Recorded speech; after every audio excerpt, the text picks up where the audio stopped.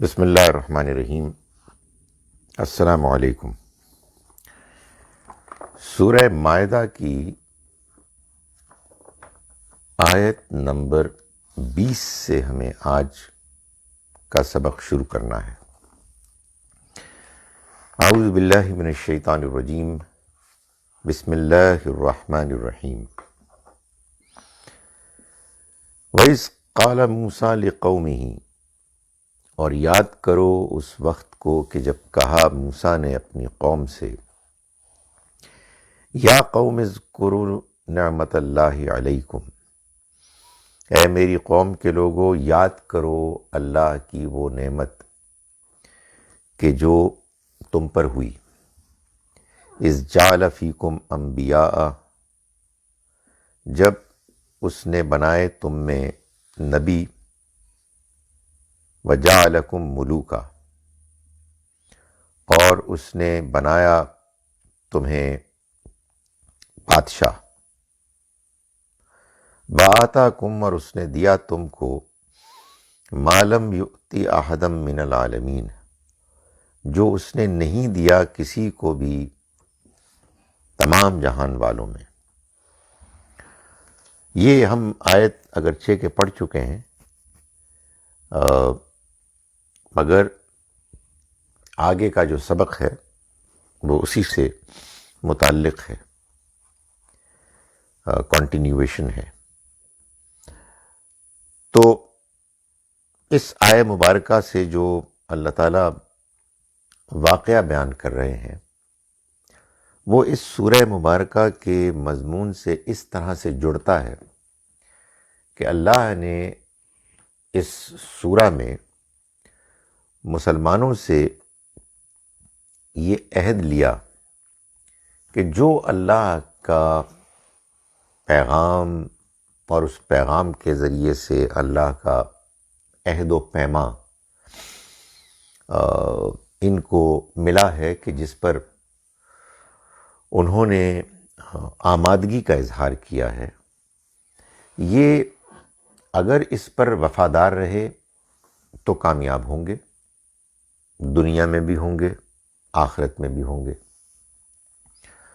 اور اگر یہ ناکام رہے، اگر انہوں نے اس میں وفاداری کی ذمہ داریاں پوری کرنے کے جو تقاضے ہیں ان کو پورا نہیں کیا، تو وہ یہاں بھی اور وہاں بھی، دنیا اور آخرت دونوں میں ناکام ہوں گے۔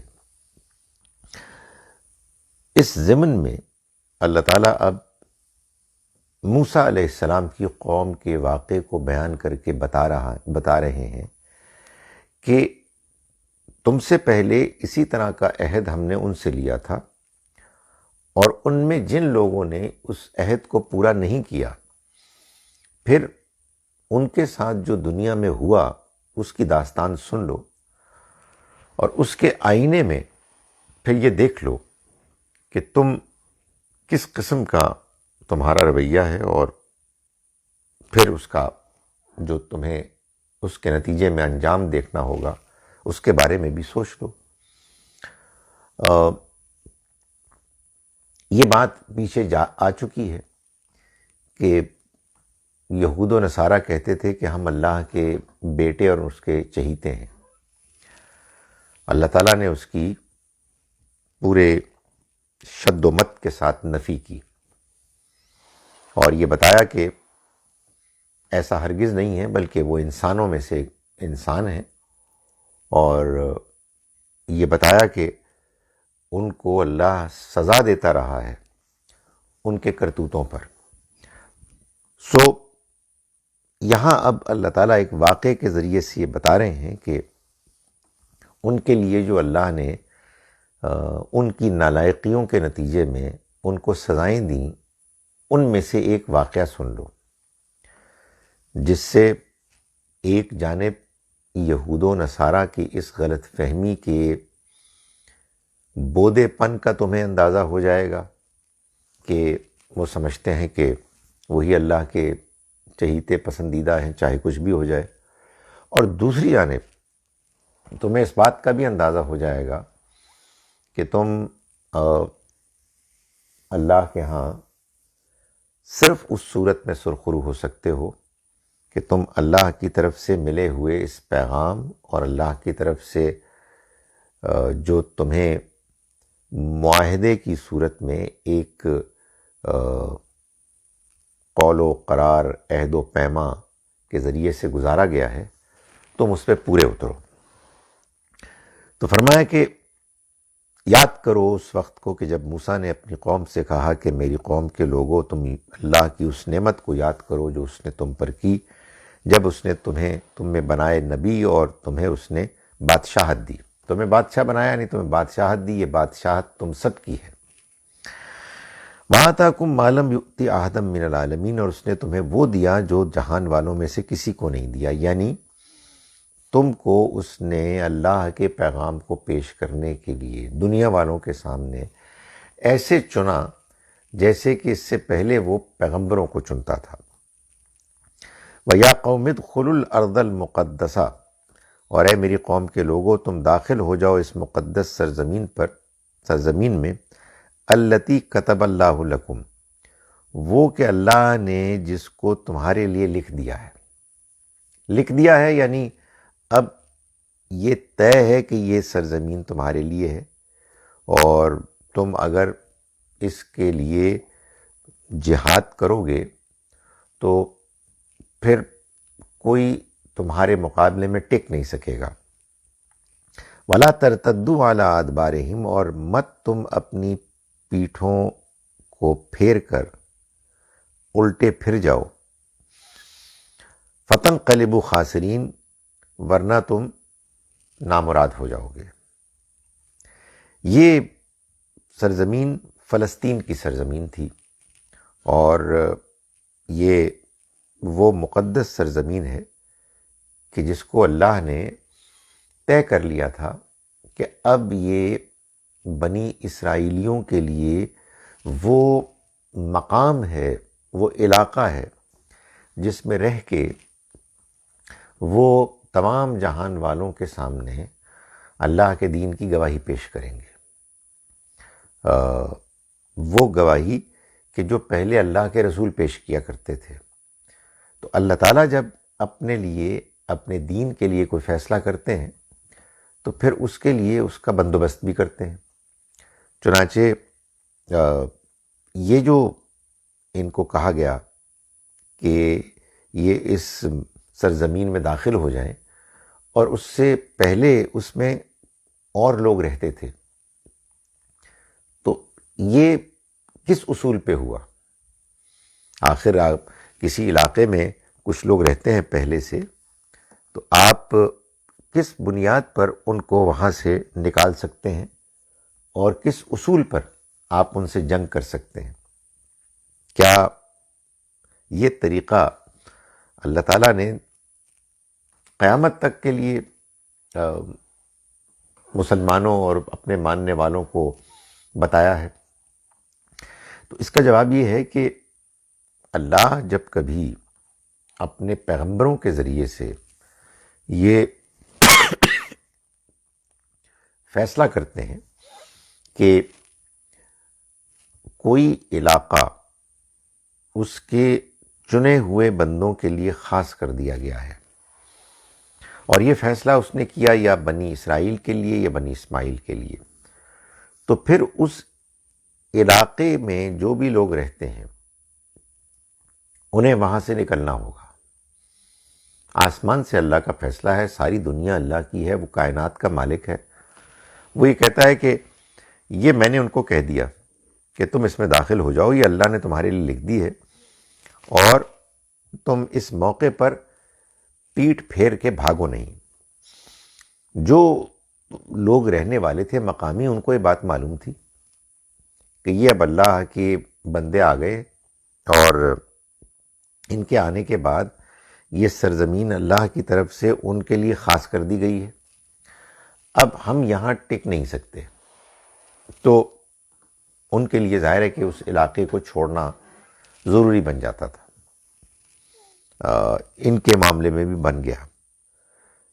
تو جب یہ فیصلہ اللہ نے موسیٰ علیہ السلام کے ذریعے سے ان کی قوم کو سنایا تو قالو، انہوں نے کہا، یا موسیٰ، اے موسیٰ، ان فیہا قوما جبارین، اس میں تو بڑے جبار قسم کے لوگ ہیں، بڑے ہی زور آور زبردست قسم کے لوگ ہیں، تو ہم تو انا لن ندخلہا، ہم ہرگز اس میں داخل نہیں ہوں گے، حتی یخرجوا منہا، جب تک کہ وہ وہاں سے نکل نہ جائے. یعنی یہ زور آور لوگ جب تک وہاں موجود ہیں ہمارے لیے داخل ہونے کا کوئی امکان نہیں، البتہ وہ نکل جائیں تو ہم ضرور داخل ہو جائیں گے. فَإِن يَخْرُجُوا مِنْهَا، پھر اگر وہ نکل گئے اس میں سے، فَإِنَّا دَاخِلُونَ، تو ہم اس میں یقیناً داخل ہو جائیں گے. یعنی قوم نے اللہ کے اس فیصلے کو سن لینے کے باوجود کہ جو اللہ کے پیغمبر کے ذریعے سے ان کو پہنچا، انہوں نے بزدلی کا اظہار کیا. قال رجلان من الذین یخافون، کہا دو اشخاص نے جو ان لوگوں میں سے تھے جو ڈرنے والے تھے. ان ڈرنے والی قوم تھی ساری، لیکن انہی ڈرنے والوں میں سے دو اشخاص نے کہا. ان اشخاص کے بارے میں یہ بتایا جاتا ہے کہ یہ ان کے نام آتے ہیں، ایک کا نام یشوع تھا، ایک کا نام کالب تھا، کہ یہ دونوں اللہ کے فضل سے اس موقع پہ کہ جب کہ پوری قوم ڈر رہی تھی، انہوں نے اپنے ہمت اور حوصلے کا اظہار کیا. انہوں نے کہا اور فرمایا اللہ تعالیٰ نے، انعم اللہ علیہما، اللہ نے ان دونوں پر انعام کیا. انہوں نے کہا کہ ادخلوا علیہم الباب، داخل ہو جاؤ ان پر دروازوں سے. یعنی تم ان کے اوپر حملہ آور ہو، چڑھائی کرو اور دروازے میں سے گھس جاؤ. فَإِذَا دَخَلْتُمُوهُ، پھر جب تم اس میں سے گھس جاؤ گے، فَإِنَّكُمْ غَالِبُونَ، تو تم ہی غالب ہوگے. وَعَلَى اللَّهِ، اور اللہ ہی پر، فَتَوَكَّلُوا، تم بھروسہ کرو، ان کنتم مومنین، اگر تم واقعی مومن ہو. یعنی جب یہ فیصلہ آ گیا ہے اللہ کی طرف سے، تو اب تمہیں اس کو اختیار کرنے، اس کو فالو کرنے میں کسی قسم کی کوئی کمزوری نہیں دکھانی چاہیے. یہ اللہ کا فیصلہ ہے، اور جب اللہ کا فیصلہ تمہارے سامنے آ گیا تو تمہیں اب اس میں کسی قسم کی کوئی لیت و لال کرنے کی ضرورت نہیں ہے. اس معاملے میں یہ بات اللہ تعالیٰ نے فرمائی کہ اللہ نے ان پر انعام کیا. ظاہر ہے کہ یہ سوال پیدا ہوتا ہے کہ اللہ نے انہی پر انعام کیوں کیا، اوروں پر کیوں نہیں کیا؟ کیا یہ وہ لوگ تھے کہ جو ذرا بہادر قسم کے لوگ تھے، اور باقی لوگ جو تھے وہ ڈرپوک لوگ تھے؟ ہوتا ہے نا، انسان بعض لوگ بائی نیچر ذرا تھوڑے سے جری ہوتے ہیں، بہادر ہوتے ہیں، ہمت والے ہوتے ہیں، اور دوسرے لوگ ہوتے ہیں جو کمزور ہوتے ہیں، ڈرپوک ہوتے ہیں. معلوم ہوتا ہے کہ نہیں، اللہ کے دین کے معاملے میں یہ نہیں ہوتا کہ ایک شخص پیدائشی طور پر اپنے اندر کچھ اوصاف خوبیاں رکھتا ہے جبلی، جو اس کو مضبوط بناتی ہیں، اور کچھ لوگ پیدائشی طور پر ذرا کمزور ہوتے ہیں، کہیے نفسیاتی طور پر. تو یہ چیز ہے کہ جو انسان کے کام آتی ہے. نہیں، قرآن مجید سے معلوم ہوتا ہے کہ آپ اگر کردار، اخلاق، دین میں مضبوطی کا مظاہرہ کرتے ہیں، حوصلے کا اور ثابت قدمی کا، تو اللہ آپ کے اندر ہمت، حوصلہ پیدا کرتا ہے. اور اگر آپ اللہ کے دین کے معاملے میں چور دروازے تلاش کرتے ہیں، کمزوری دکھاتے ہیں، جو اخلاقی دینی کمٹمنٹس ہیں ان کو پورا نہیں کرتے، تو آپ چاہے پیدائشی طور پر کتنے ہی بہادر کیوں نہ ہوں، اپنی اس جو ایک نفسیاتی شخصیت ہے آپ کی، آپ کے اندر جو ایک جبلی خوبیاں ہیں، وہ ماند پڑ جائیں گی اور آپ کے اوپر کمزوری غالب آ جائے گی۔ سو یہاں جو ان دو اشخاص کو اللہ نے خاص طور پر یہ توفیق دی کہ وہ اس موقع پر کہ جب باقی سب لوگ معلوم ہوتا ہے کہ کمزور پڑ گئے اور انہوں نے اس ہمت حوصلے کا اظہار کیا، تو اس کی وجہ اللہ کا ان کو انعام کرنا تھا، اور اللہ کا انعام ہوتا ہی میرٹ کی بنیاد پر ہے۔ فرمایا کہ قالوا یا موسیٰ، انہوں نے تو یہ اپنی گفتگو کر دی اور لوگوں کے سامنے اپنے حوصلے کا، ہمت کا اظہار کیا۔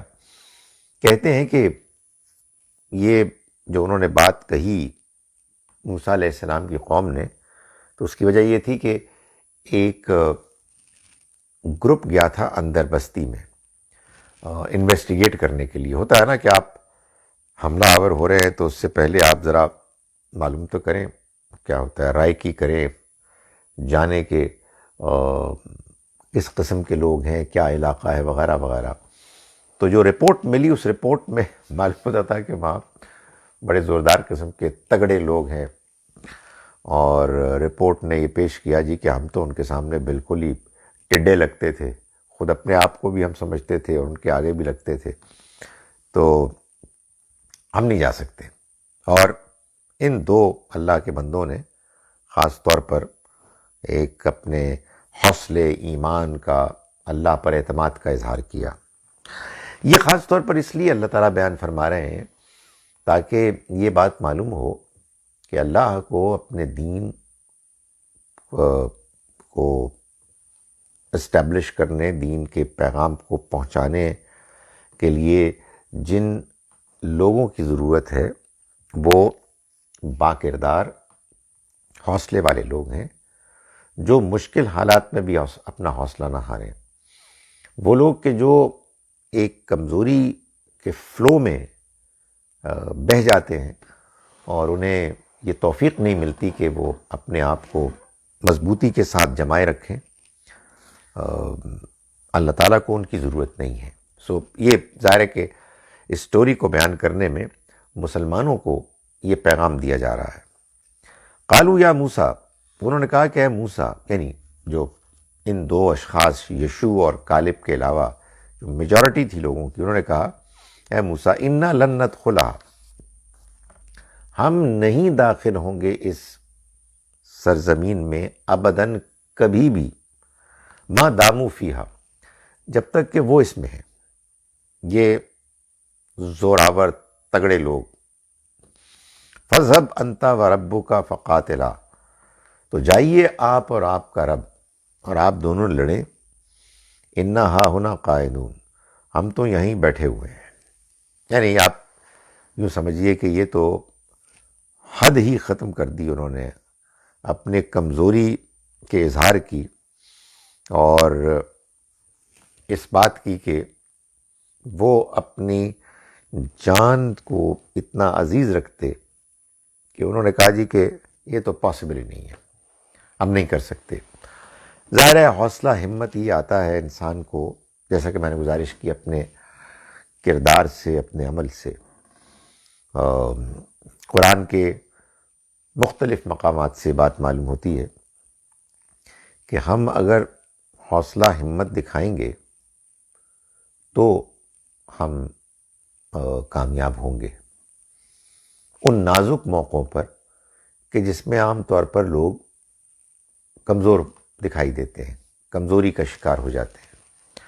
اور اس سے یہ معلوم ہوا کہ انسان کو قدم قدم پر روزانہ کے روزانہ جو چیلنجز درپیش ہوتے ہیں، جن میں اس کو اپنے اخلاق کا مظاہرہ کرنا ہوتا ہے، اپنے کردار کا مظاہرہ کرنا ہوتا ہے، چھوٹی بڑی باتوں میں کرنا ہوتا ہے، جھوٹ بولوں یا نہ بولوں، وعدہ پورا کروں یا توڑ دوں، وغیرہ وغیرہ. سو ان سب معاملات میں جب انسان ثابت قدم رہتا ہے تو وہ کامیاب ہوتا ہے اللہ کے نگاہ میں، اور ان موقعوں پر خاص طور پر کہ جہاں کے حوصلے کی ضرورت ہوتی ہے. اور جو ان معاملات میں جو روزانہ کے معاملات ہیں، کہیں جھوٹ بول رہے ہیں، کہیں کسی کی غیبت کر رہے ہیں، کسی کی ٹانگ کھینچ رہے ہیں، ناجائز پیسہ کما رہے ہیں، وغیرہ وغیرہ، ان کے اندر اس طرح کے نازک موقعوں پر ان کے اندر حوصلہ نہیں ہوتا. سو میں دوبارہ کہہ رہا ہوں کہ اس کا تعلق انسان کی شخصیت اور طبیعت میں جو پیدائشی حوصلے، مضبوطی اور کمزوری کا معاملہ ہے، یہ وہ نہیں ہے، بلکہ یہ انسان کی پرفارمنس کی بنیاد پر اس دنیا میں اللہ کی طرف سے توفیق ملتی ہے. تو چونکہ بہت سے لوگ ایسے تھے، میجورٹی میں ایسے تھے کہ جن کو یہ حوصلہ، یہ توفیق نہیں ملی، تو ان کا جی آپ جائیں، ہم تو یہیں بیٹھے ہوئے ہیں. قال ربی انی لا املک الا نفسی و اخی. موسیٰ علیہ السلام نے دعا کی کہ اے میرے رب، مجھے کوئی اختیار نہیں سوائے اپنے اوپر، میری ذات، و اخی اور میرے بھائی کے. ففرق بیننا و بین القوم الفاسقین. تو لہٰذا آپ ہمارے اور اس نافرمان قوم کے درمیان اب تو الگ کر دے، ان کو جدائی پیدا کر دے، یعنی اب ہمیں ایک ساتھ نہ رکھ. بہت ہو گئی، بہت ہم نے کوشش کر لی، لیکن اب ہم کچھ نہیں کر سکتے. ہمیں صرف اپنے اوپر جو بھی اختیار ہے وہ ہے، حاصل ہے، لیکن کسی دوسرے کے عمل پر ہمیں کوئی اختیار حاصل نہیں ہے. قال فإنها محرمۃ علیہم. فرمایا اللہ نے تو پھر میرا فیصلہ یہ ہے، بات یہ ہے کہ محرمۃ علیہم، یہ سرزمین ان پر حرام کر دی گئی. 40 سنہ، 40 سالوں کے لیے. یتیہون فی الارض، یہ زمین میں بے یار و مددگار، مارے پھریں گے. فلا تأسیٰ علی القوم الفاسقین. تو آپ ان نافرمانوں پر افسوس نہ کرو. یعنی یہ بتایا گیا ہے کہ یہ جو دعوے کر رہے ہیں کہ ہم اللہ کے چہیتے ہیں اور اس کے بیٹوں کی طرح ہیں، یہ بالکل بے بنیاد دعوے ہیں. ان کی تاریخ سے معلوم ہوتا ہے کہ عین موسیٰ علیہ السلام کی موجودگی میں جو قوم تھی، اس کے بارے میں اللہ تعالیٰ نے یہ فیصلہ سنا دیا کہ ان کی اس نالائقی کے بعد اب مزید کوئی امکان نہیں ہے کہ ان کو اللہ کی طرف سے کوئی کنسیشن ملے گا. یہ اب زمین پر مارے پھریں گے. اور یہ کہا جاتا ہے کہ 20 سال سے زیادہ عمر کے جتنے لوگ تھے وہ سارے اگلے 40 سالوں میں مارے گئے. یہی ان کو بتایا گیا تھا. ان کی لاشیں پڑی ہوتی تھیں، کوئی پوچھنے والا نہیں ہوتا تھا ان باڈیز کو، سوائے یشوع اور کالب کے. باقی سب جو 20 سال سے اوپر کی عمر کے تھے سارے مارے گئے. اسی دوران میں موسیٰ اور ہارون علیہ السلام کا بھی انتقال ہو گیا. اور پھر عصر نو اللہ نے بنی اسرائیلیوں کو، یعنی آپ کہیے ان کی نئی نسل کو، یہ توفیق دی کہ وہ اس مقدس سرزمین میں داخل ہوں. یہ تاریخ یہ لوگ جانتے ہیں، اور اس کے باوجود یہ دعویٰ کرتے ہیں کہ یہ اللہ کے چہیتے اور اس کے اولاد کی طرح ہے، چاہے وہ کچھ بھی کرے. نہیں، یہ انسان ہے، جیسے انسان ہوتے ہیں. ان کو ایک اسائنمنٹ ملی ہوئی ہے. اس اسائنمنٹ کو، اس پروجیکٹ کی ذمہ داریوں کو پورا کریں گے تو وہ کامیاب ہوں گے، ورنہ وہ اسی دنیا میں سزا پائیں گے جیسا کہ پہلے پاتے چلے آ رہے ہیں. یہ واقعہ جیسا کہ میں نے گزارش کی کہ اس سورہ میں ہے، کہ جو سورہ مسلمانوں کے ساتھ اللہ کے معاہدے کی سورہ ہے، اور اس میں اللہ تعالیٰ نے اس مثال کو بیان کر کے یہ بتایا ہے کہ مسلمانوں کو اس سے سبق لینا چاہیے اور اپنے آپ کو ٹھیک رکھنا چاہیے اللہ کی توقع کے مطابق۔ وَاتْلُ عَلَيْهِمْ نَبَأَ ابْنَيْ آدَمَ بِالْحَقِّ، آپ سنا دیجئے ان کو آدم کے دو بیٹوں کا واقعہ، اہم واقعہ، بالحق، حق کے ساتھ، یعنی جیسے وہ واقعہ ہوا ویسے ہی ٹھیک ٹھیک سنا دیں۔ یعنی سنا دیں مطلب یہ ہے کہ یہ لوگ اگر آپ کی بات کو سننے کے لیے تیار نہیں ہیں یا اس کو اس طرح سے ماننے کے لیے آمادہ نہیں ہیں جیسے کہ ان سے توقع کی جاتی ہے، تو پھر یہ واقعہ بھی ذرا ان کو سنا دیں۔ اس قربا قرباناً، جب دونوں نے قربانی پیش کی اللہ کے حضور میں، فتقبل من احدہما، تو ان میں سے ایک کی قربانی قبول کر لی گئی، ولم یتقبل من الآخر، اور دوسرے کی قربانی قبول نہیں کی گئی۔ اس کی تفصیل کیا ہے یہ ہم نہیں جانتے کہ ایسا کیسے ہوا، ان کو کیسے معلوم ہوا۔ ایک امکان وہ بھی ہے جو قرآن مجید میں سورہ آل عمران میں بیان ہوا ہے کہ جو قربانی قبول ہوتی اس کو آسمان سے کوئی ایک آگ کا بگولا آتا اور وہ اس کو ہڑپ کر لیتا۔ دوسرا بھی کوئی امکان ہو سکتا ہے، لیکن بہرحال ہوا یہ کہ یہ بات واضح ہو گئی کہ حابیل کی قربانی قبول ہو گئی اور قابیل کی قربانی قبول نہیں ہوئی۔ ایک نے جانور پیش کیے، ایک نے کھیتی کا ایک حصہ پیش کیا، تو قابیل کے جانور قبول ہوئے، حابیل کے جانور قبول ہو گئے، قابیل کی کھیتی قبول نہیں ہوئی۔ فرمایا کہ قال لأقتلنک، اس نے کہا کہ میں تم کو قتل کر دوں گا، یعنی قابیل نے حابیل کو، کہ جس کی قربانی قبول ہو گئی، اس کو کہا کہ میں تمہیں قتل کر دوں گا۔ یہ کیا ہے؟ یہ اصل میں انسانیت میں پہلا حسد کے آگ کے نتیجے میں ایک دشمنی کے جذبے کا مظاہرہ ہوا۔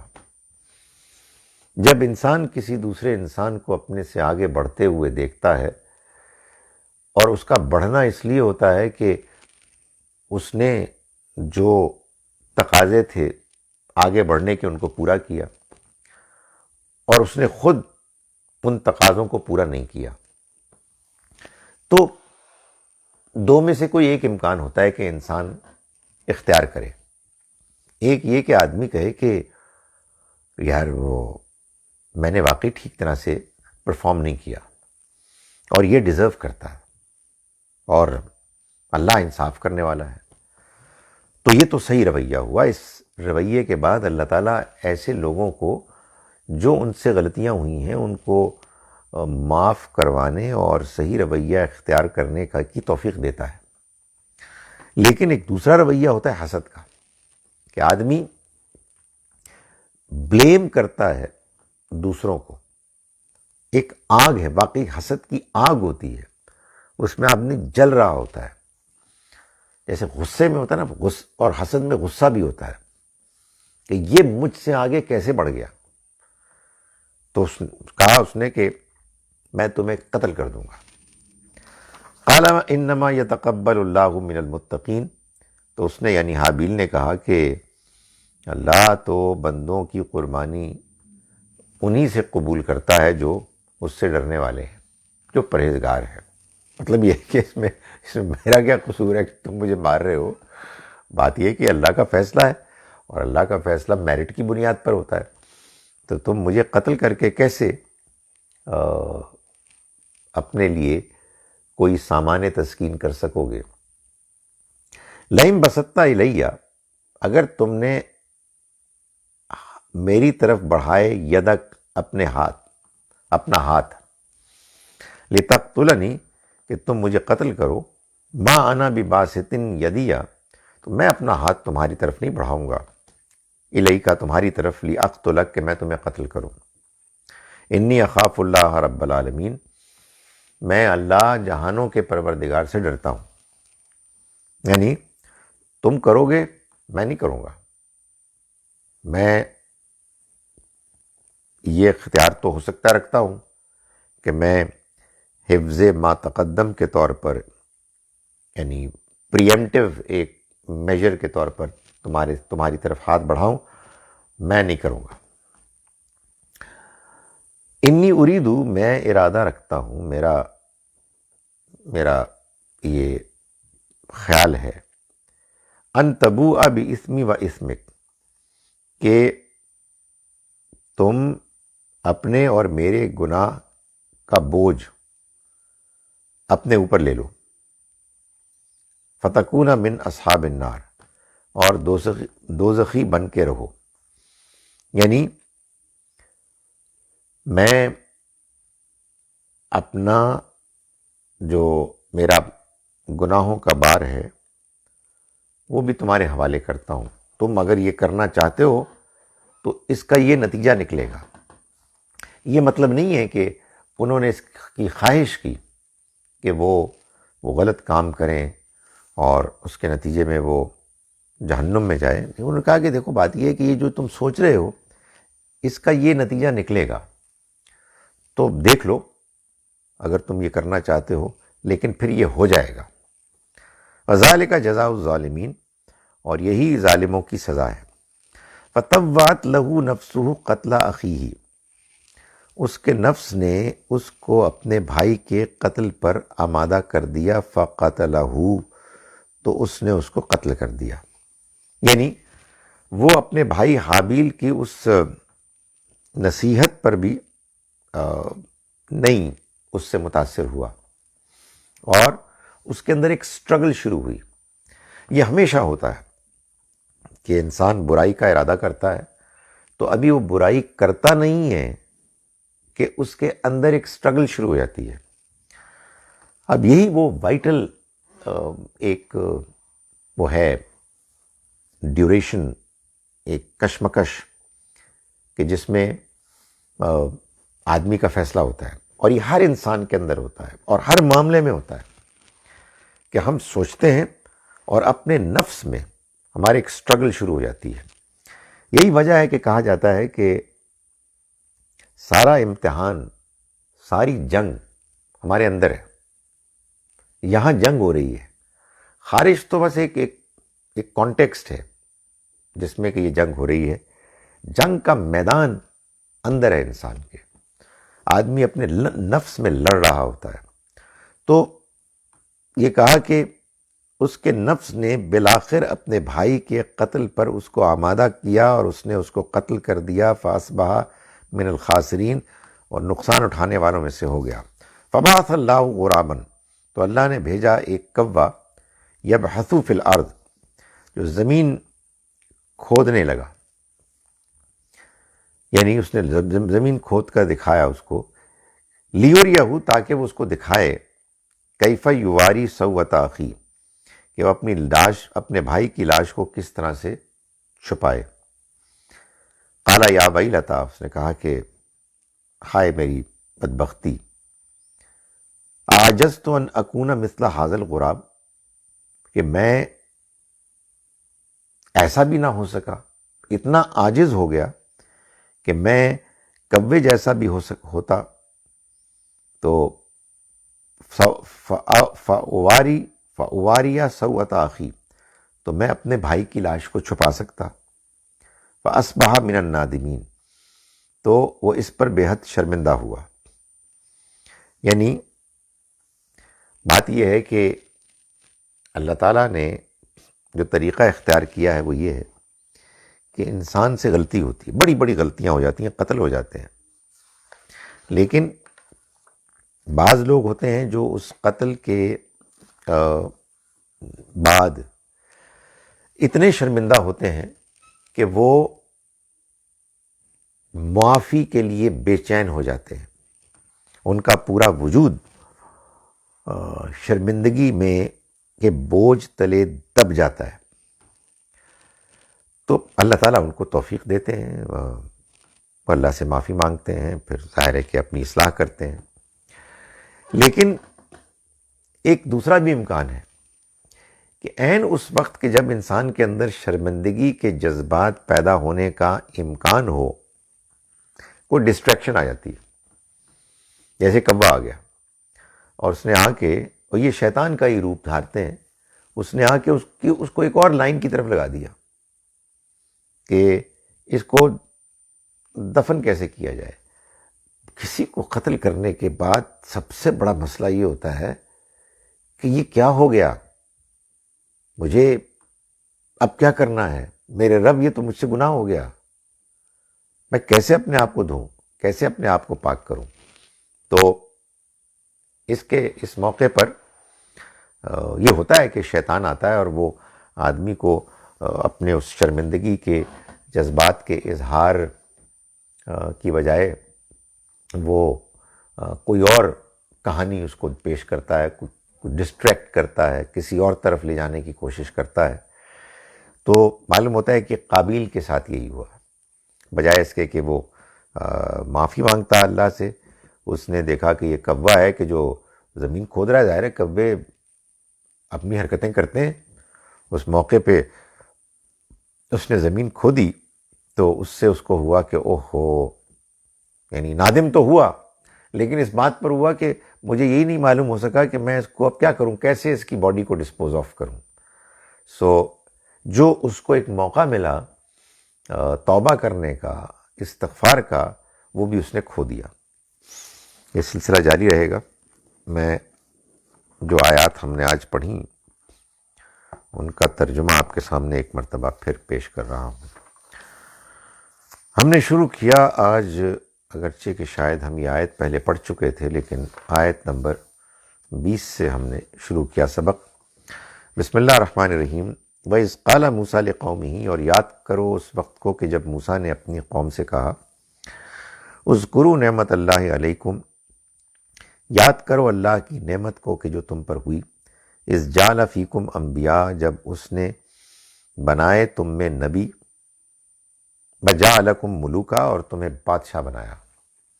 وآتاکم ما لم یؤت احدا من العالمین، اور اس نے دیا تم کو وہ سب کہ جو نہیں دیا اس نے کسی کو بھی جہان والوں میں سے. وَيَا قَوْمِ ادْخُلُوا الْأَرْضَ الْمُقَدَّسَةَ، اور میری قوم کے لوگوں داخل ہو جاؤ تم اس مقدس سرزمین میں. الَّتِي كَتَبَ اللَّهُ لَكُمْ، جو اللہ نے تمہارے لیے لکھ دی ہے. وَلَا تَرْتَدُّوا عَلَىٰ أَدْبَارِكُمْ، اور اپنی پیٹھ کو پھیر کر مت تم بھاگو. پیٹھ الٹی جانب نہ پھیر کے چلو. فَتَنْقَلِبُوا خَاسِرِينَ، ورنہ تم نقصان اٹھانے والوں میں سے ہو جاؤ گے.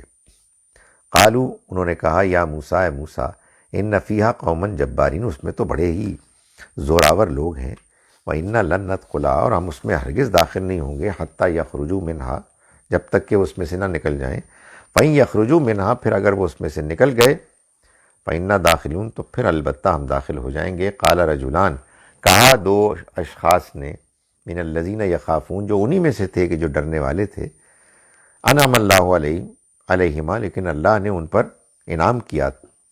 ادخلوا علیہم الباب، انہوں نے کہا اپنے قوم کے دوسرے لوگوں کو کہ تم دروازے سے داخل ہو جاؤ. فَإِذَا دَخَلْتُمُوهُمْ، پھر جب تم داخل ہو جاؤ گے اس میں سے.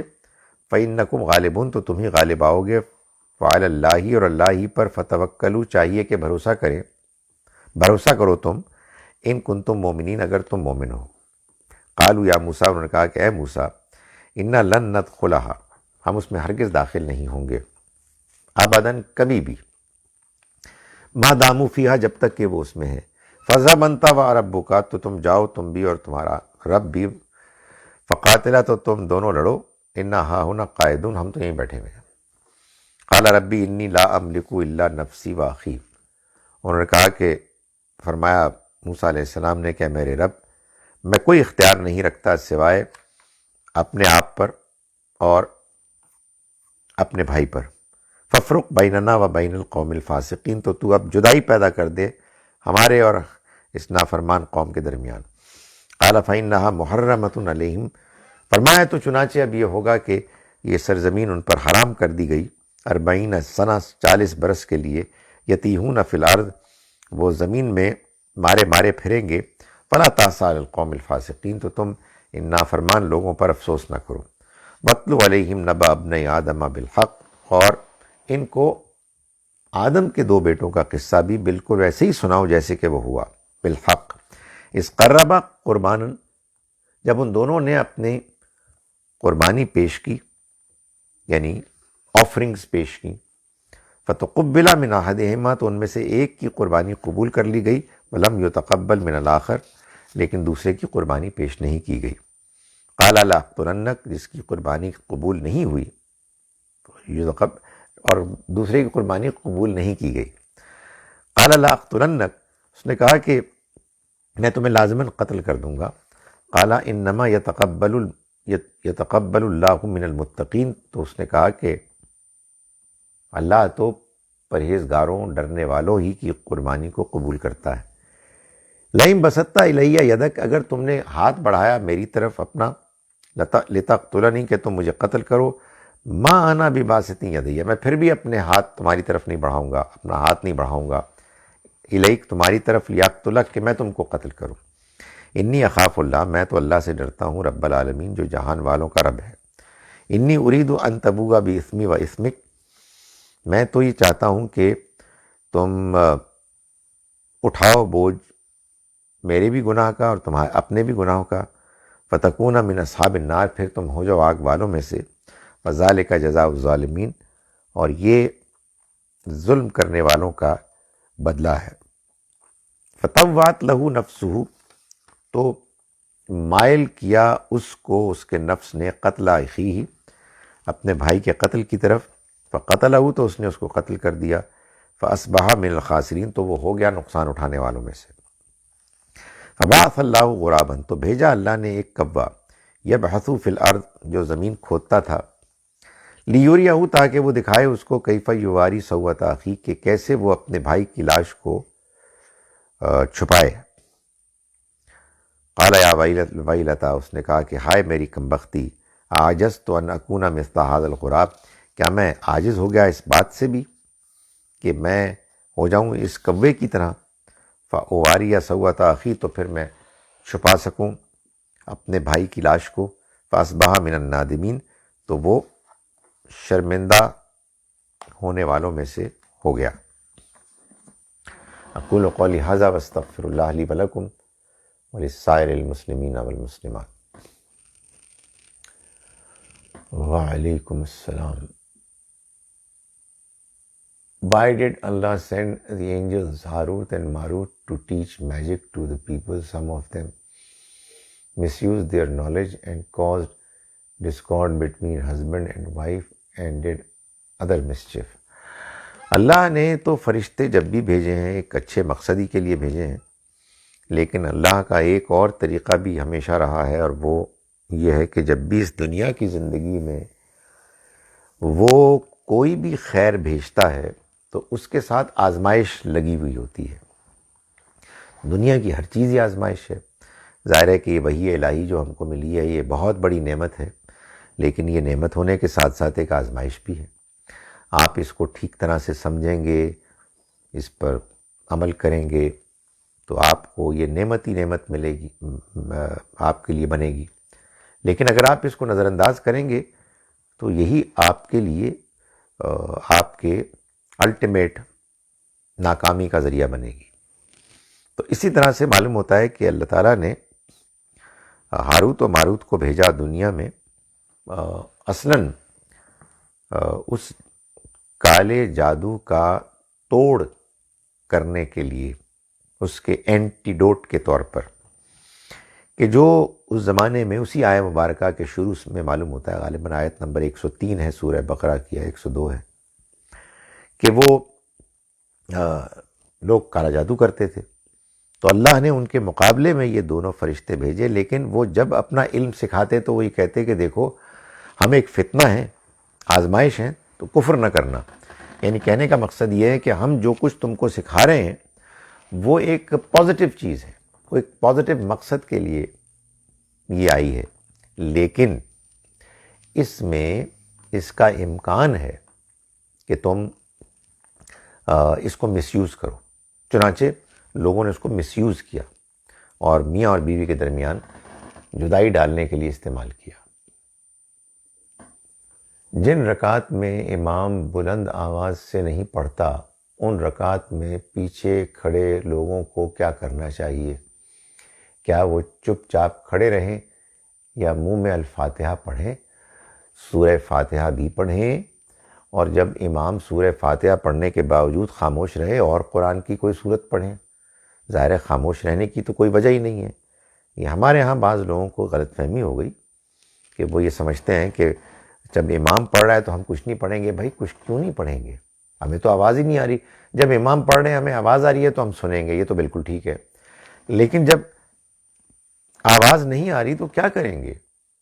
ظاہر ہے کہ سورہ فاتحہ ہی پڑھیں گے، قرآن کا حصہ پڑھیں گے، ورنہ تو شیطان آئے گا۔ اور کیا پڑھیں گے؟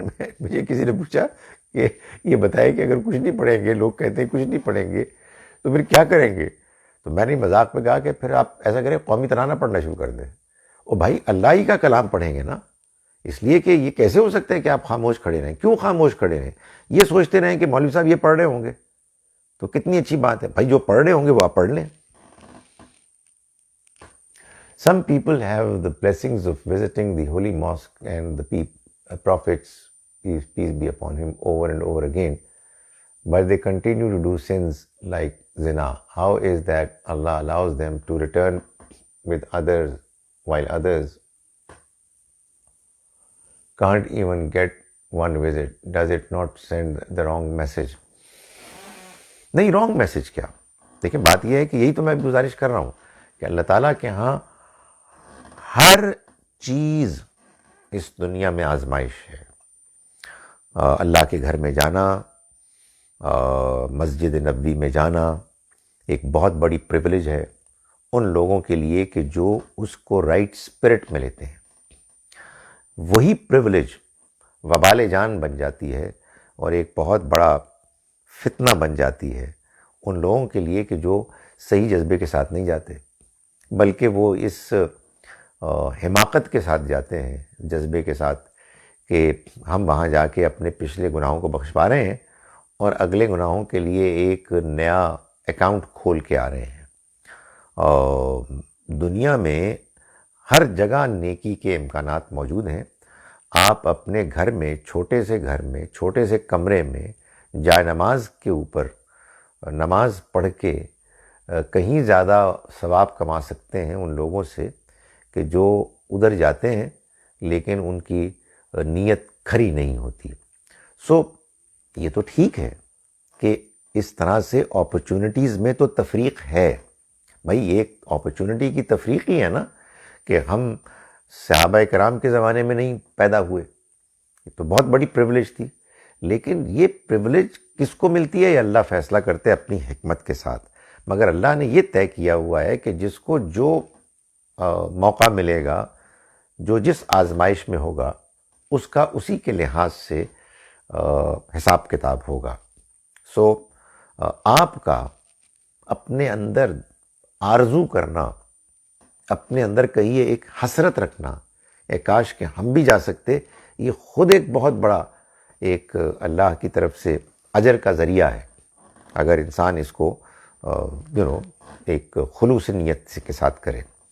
رہے وہ لوگ کہ جو وہاں جاتے ہیں اور اس کے باوجود اپنے آپ کو ٹھیک نہیں کرتے، ان کا وہاں جانا ان کے لیے بجائے اس کے کہ کوئی فائدہ مند سود مند چیز ہو، وہ نقصان دہ ہوگا۔ اور اللہ تعالیٰ اس طرح کے ایٹیٹیوڈ سے سب کو محفوظ رکھے۔ نہیں، کیوں سٹرگل کرتے ہیں ریکنسائل کرنے سے؟ آپ مجھے بتائیں کہ دنیا میں کون سی ایسی چیز ہے کہ جس کو اللہ تعالیٰ نے ایکولی بانٹا ہے؟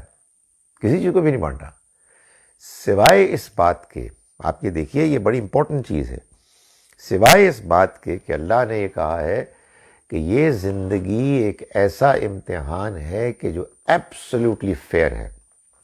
اس امتحان میں، اس کے فیئر ہونے میں اللہ نے یہ وعدہ نہیں کیا ہے کہ سب کو ایکول اپرچونٹیز ملیں گی، سب کو ایکول ریسورسز ملیں گے۔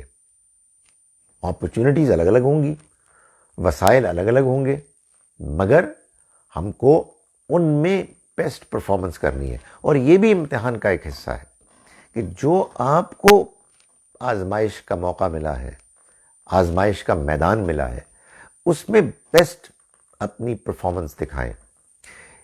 ایک درجے میں اس بات پر کائنڈ آف حسرت کرنا کہ ان کو کیوں موقع ملا، ہم کو کیوں موقع نہیں ملا، اچھی بات ہے، میں نے گزارش کی کہ اللہ تعالیٰ کے ہاں اس کی بھی قدر ہے، لیکن یہ حسرت اتنی زیادہ نمایاں غالب نہیں ہونی چاہیے کہ اس کی وجہ سے انسان اپنے عمل، اپنی اچھی پرفارمنس کو متاثر کرے۔ تو آپ اس بات پر مطمئن رہیں کہ آپ کو اللہ نے جو رمضان کا موقع دیا، جو روزوں کا موقع دیا، قیام اللیل کا موقع دیا، جو لیلۃ القدر کو تلاش کرنے کا موقع، اعتکاف کا، نماز کا، زکوٰۃ کا، انفاق کا، کتنے موقع، قرآن کی تلاوت کا، قرآن کو سمجھنے کا، یہ سب opportunities, they are all tremendous opportunities, لوگوں کے ساتھ بھلائی کرنا، اللہ کو یاد کرنا، اللہ کے آگے رونا، تو یہ ایک ایڈیشنل ایک اپرچونیٹی ہے۔ اللہ کرے آپ کو بھی ملے، ہمیں بھی مزید ملے، لیکن اس کو یہ نہیں سمجھنا چاہیے کہ جن کو مل گیا وہ بڑے لازماً خوش قسمت ہیں، نہیں، وہ اگر اس کو صحیح طرح سے اویل کریں، مگر جو لوگ نہیں جاتے ان کے لیے اور بہت سے ایکسل کرنے کے امکانات ہیں۔ کوئی شخص ووٹ مانگنے مجھے، میں اس میں کہوں کہ میں آپ کو ووٹ دوں گا، بعد میں مجھے معلوم ہو، پتہ چلے کہ یہ تو اچھا نہیں بندہ ہے، دوسرا شخص اچھا ہے، تو کیا یہ وعدہ میں اس کا کفارہ 10 مسکین کو کھانا،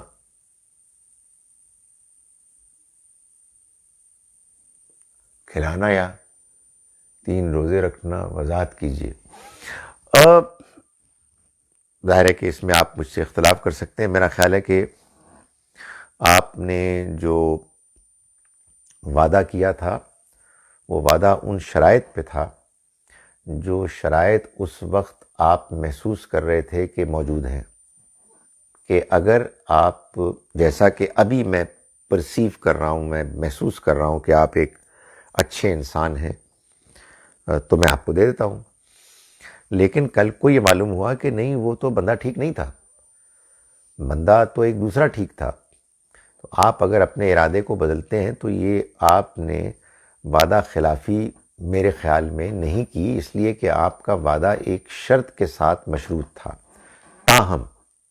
تاہم اچھا ہے، یہ آپ کی طرف سے ایک ایڈیشنل اچھی نفلی نیکی ہوگی کہ آپ 10 مسکینوں کو کھانا کھلا دیں، تاکہ آپ کے دل میں شک دور ہو جائے۔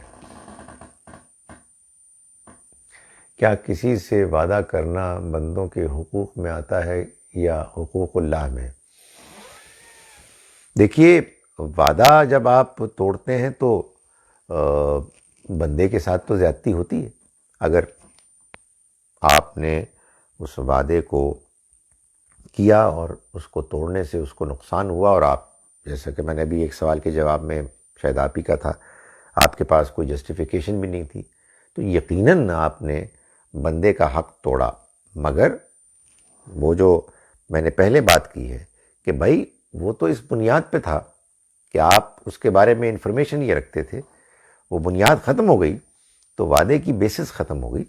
مگر آپ کھلا دیں، اگر آپ نے کھلانا ہے مسکینوں کو کھانا، ہر بندے کے ساتھ حق، اللہ کا حق بھی ہے، سو یہ ہے تو حقوق اللہ میں ایک حق تلفی، حقوق العباد میں، لیکن ظاہر ہے کہ حقوق العباد میں زیادتی اللہ کے حق میں زیادتی بھی ہے۔